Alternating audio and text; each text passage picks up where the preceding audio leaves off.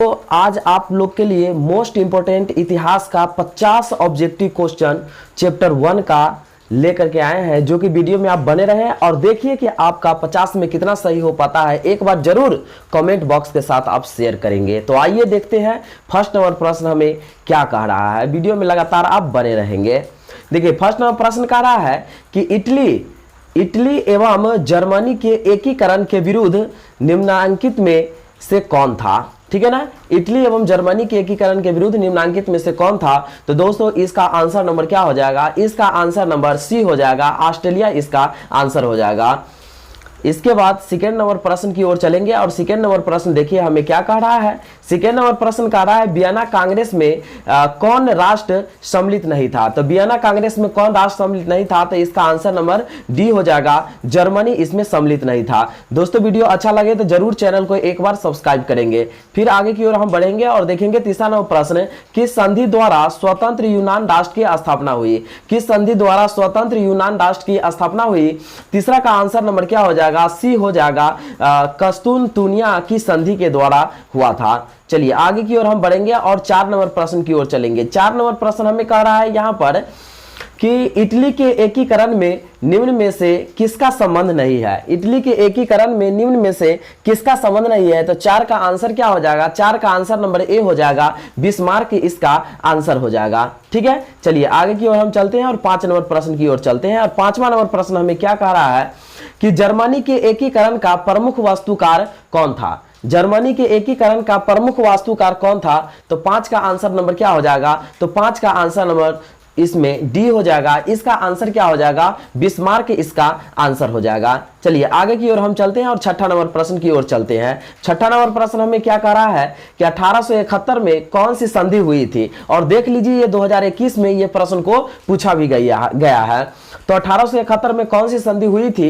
तो 6 का आंसर क्या हो जाएगा, 6 का आंसर नंबर ए हो जाएगा, फ्रैंकफर्ट की संधि हुई थी। चलिए आगे की ओर हम बढ़ते हैं, 7वां नंबर प्रश्न की ओर चलते हैं। 7वां नंबर प्रश्न हमें क्या कर रहा है, 1830 की क्रांति के बाद फ्रांस में किस प्रकार का शासन स्थापित हुआ।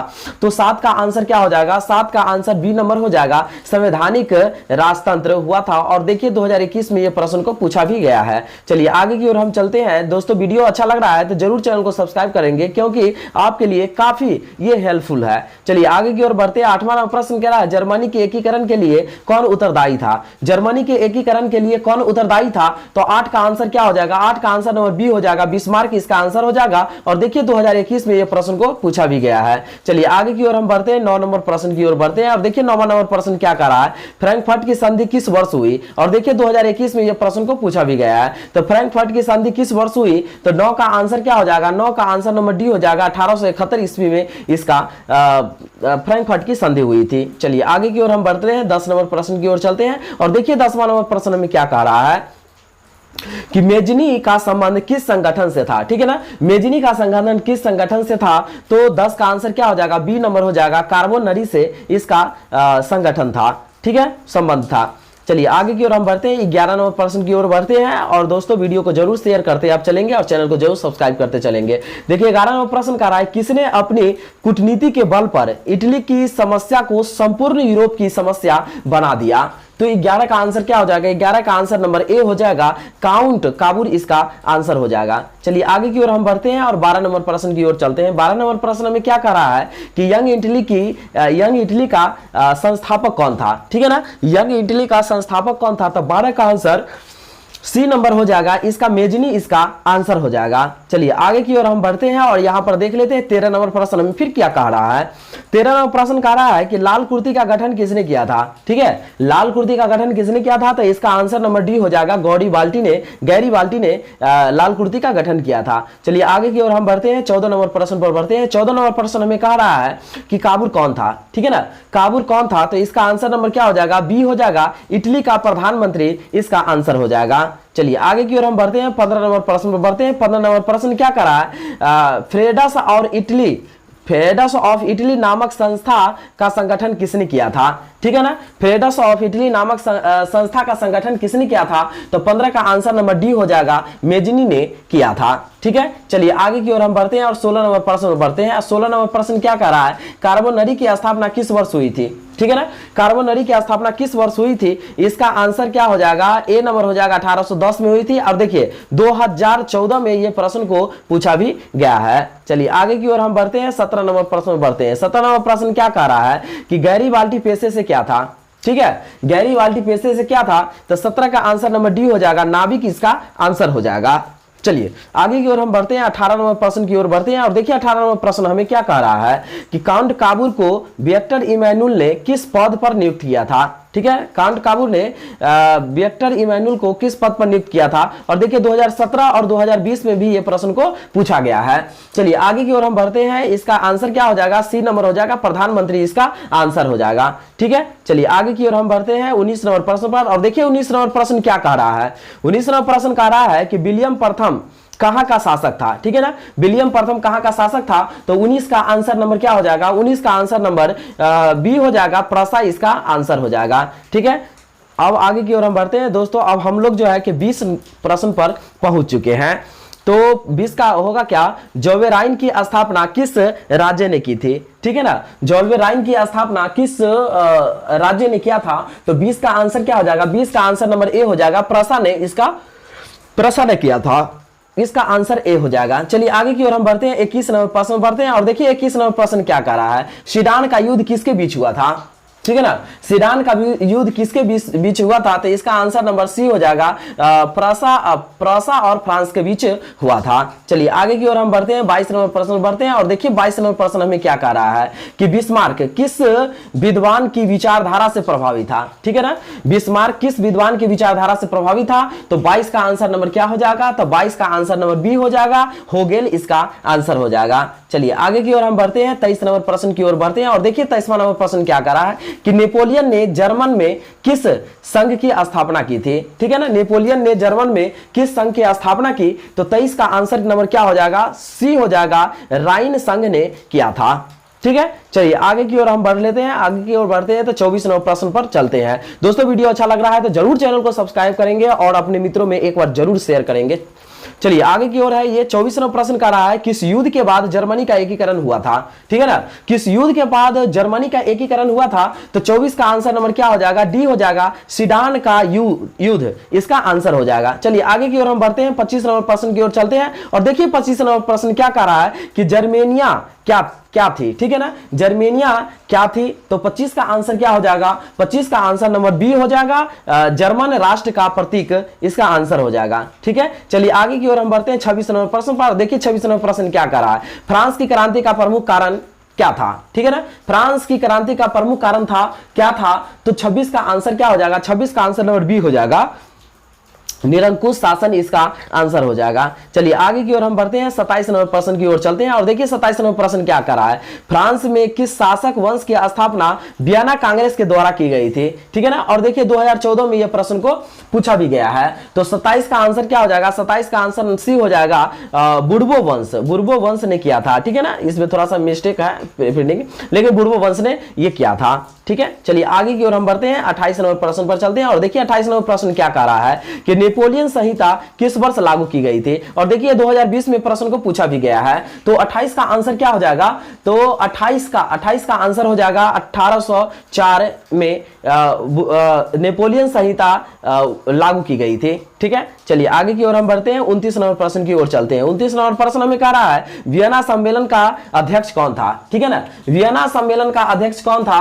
तो 29 का आंसर नंबर क्या हो जाएगा, 29 का आंसर डी हो जाएगा, मेटरनिक इसका आंसर हो जाएगा। चलिए आगे की ओर हम बढ़ते हैं 30 नंबर प्रश्न पर। और देखिए 30 नंबर प्रश्न क्या कर रहा है, मेटरनिक व्यवस्था का उद्देश्य क्या था, ठीक है ना, मेटरनिक व्यवस्था का उद्देश्य क्या था। तो 30 का आंसर क्या हो जाएगा, 30 का आंसर नंबर सी हो जाएगा, पुरातन व्यवस्था का पूर्ण स्थापना हुआ था। चलिए आगे की ओर हम बढ़ते हैं और 31 नंबर प्रश्न पर चलते हैं। 31 नंबर प्रश्न देखिए क्या कर रहा है, मेटरनिक कौन था, ठीक है। अब मेटरनिक कौन था, तो इसका आंसर क्या हो जाएगा, तो 31 का ए नंबर हो जाएगा, ऑस्ट्रेलिया का चांसलर इसका आंसर हो जाएगा। ठीक है, चलिए अब हम आगे की ओर बढ़ते हैं, 32 नंबर प्रश्न बढ़ते हैं। 32 नंबर प्रश्न क्या करा है, किसने कहा था फ्रांस जब छौंकता है तो बाकी यूरोप की सर्दी जुकाम हो जाता है, ठीक है ना, कहा था, किसने कहा था कि फ्रांस जब छींकता है, ठीक है ना, छौंकता है मतलब लिखा हुआ है, लेकिन छींकता आप समझिए कि छींकता है तो बाकी यूरोप में सर्दी और जुकाम हो जाता है। ये किसने कहा था? तो 32 का आंसर क्या हो जाएगा? 32 का आंसर नंबर सी हो जाएगा। मेटरनिक ने ये बात को कहा था। चलिए आगे की ओर हम बढ़ लेते हैं और 33 नंबर प्रश्न में बढ़ते हैं। देखिए 33 नंबर प्रश्न क्या कह रहा है कि नेपोलियन कोड में कुल कितने कोड थे? ठीक है ना, नेपोलियन कोड में कुल कितने कोड थे? तो 33 का आंसर क्या हो जाएगा? 33 का आंसर नंबर बी हो जाएगा, 5 इसका आंसर हो जाएगा। ठीक है, चलिए आगे की ओर हम बढ़ते हैं और 34 नंबर प्रश्न पर चलते हैं। देखिए 34 नंबर प्रश्न क्या कर रहा है? रोमानीवाद क्या था? ठीक है ना, रोमानीवाद क्या था? तो 34 का आंसर क्या हो जाएगा? 34 का आंसर नंबर बी हो जाएगा, एक सांस्कृतिक आंदोलन इसका आंसर हो जाएगा। चलिए आगे की ओर हम बढ़ लेते हैं और 35 नंबर प्रश्न की ओर चलते हैं और देखिए 35 नंबर प्रश्न हमें क्या कह रहा है? इटली एवं जर्मनी वर्तमान में किस महादेश के अंतर्गत आते हैं? इटली एवं जर्मनी वर्तमान में किस महादेश के अंतर्गत आते हैं? तो 35 का आंसर क्या हो जाएगा दोस्तों? 35 का आंसर नंबर सी हो जाएगा, यूरोप इसका आंसर हो जाएगा। ठीक है ना, और देखिए ये बोर्ड मॉडल प्रश्न भी है। चलिए आगे की ओर हम चलते हैं, 36 नंबर प्रश्न पर चलते हैं और देखिए 36 नंबर प्रश्न क्या कह रहा है कि मारी आन किस देश के राष्ट्रवाद का प्रतीक था? ठीक है ना, मारी आन किस देश के राष्ट्रवाद का प्रतीक था? तो 36 का आंसर क्या होगा? 36 का आंसर नंबर ए हो जाएगा, फ्रांस इसका आंसर हो जाएगा। चलिए आगे की ओर हम बढ़ते हैं 37 नंबर प्रश्न पर और देखिए 37 नंबर प्रश्न क्या कह रहा है कि राष्ट्रवाद की अवधारणा का जन्म किस घटना से माना जाता है? ठीक है ना, राष्ट्रवाद की अवधारणा का जन्म किस घटना से माना जाता है? तो 37 का आंसर क्या हो जाएगा? 37 का आंसर नंबर ए हो जाएगा, पूर्ण जागरण से माना जाता है। चलिए आगे की ओर हम बढ़ते हैं, 38 नंबर प्रश्न पर चलते हैं और देखिए 38 नंबर प्रश्न क्या कर रहा है? एक्ट ऑफ यूनियन किस वर्ष पारित हुआ? ठीक है ना, एक्ट ऑफ यूनियन किस वर्ष पारित हुआ? तो इसका आंसर क्या हो जाएगा?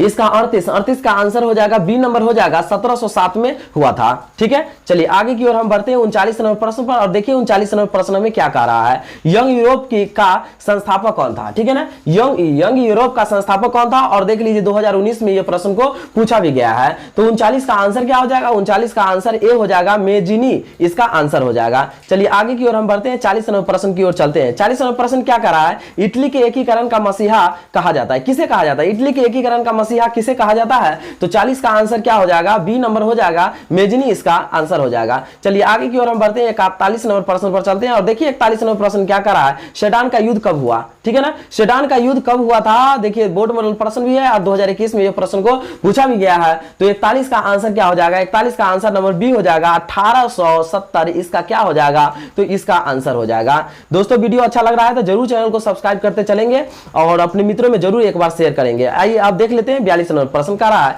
यूरोप का मरीज किसे कहा जाता है? और देखिए 2019 में यह प्रश्न को पूछा भी गया है। ठीक है, तो यूरोप का मरीज किसे कहा जाता है? तो 42 का आंसर क्या हो जाएगा? 42 का आंसर नंबर ए हो जाएगा, यूरोप का मरीज तुर्की को कहा जाता है। ठीक है, चलिए आगे की ओर हम चलते हैं 43 नंबर प्रश्न पर और देखिए 43 नंबर प्रश्न क्या करा? यूरोप वासियों के लिए किस देश का साहित्य एवं विज्ञान प्रेरणा का स्रोत रहा है? और देख लीजिए ये बोर्ड मॉडल प्रश्न भी ये है। तो 43 का आंसर क्या हो जाएगा? 43 का आंसर नंबर बी हो जाएगा, यूनानी इसका आंसर हो जाएगा। ठीक है, चलिए आगे की ओर हम चलते हैं 44 नंबर प्रश्न पर और 44 नंबर प्रश्न का रहा है, यूनान के स्वतंत्रता संग्राम में किसकी पराजय हुई? ठीक है ना, तो 44 का आंसर क्या हो जाएगा? 44 का आंसर बी हो जाएगा, तुर्की की पराजय हुई थी। चलिए आगे की ओर हम चलते हैं 45 नंबर प्रश्न पर और देखिए 45 नंबर प्रश्न क्या कर रहा है? 1829 ईस्वी के एड्रियानोपुल की संधि किस देश के साथ हुई? ठीक है ना, 1829 ईस्वी के एड्रियानोपुल की संधि किस वर्ष हुई थी? तो 45 का आंसर क्या हो जाएगा? 45 का आंसर नंबर ए हो जाएगा, तुर्की इसका क्या हो जाएगा? तो आंसर हो जाएगा। चलिए आगे की ओर हम बढ़ लेते हैं और 46 नंबर प्रश्न की ओर चलते हैं। 46 नंबर प्रश्न में क्या कह रहा है?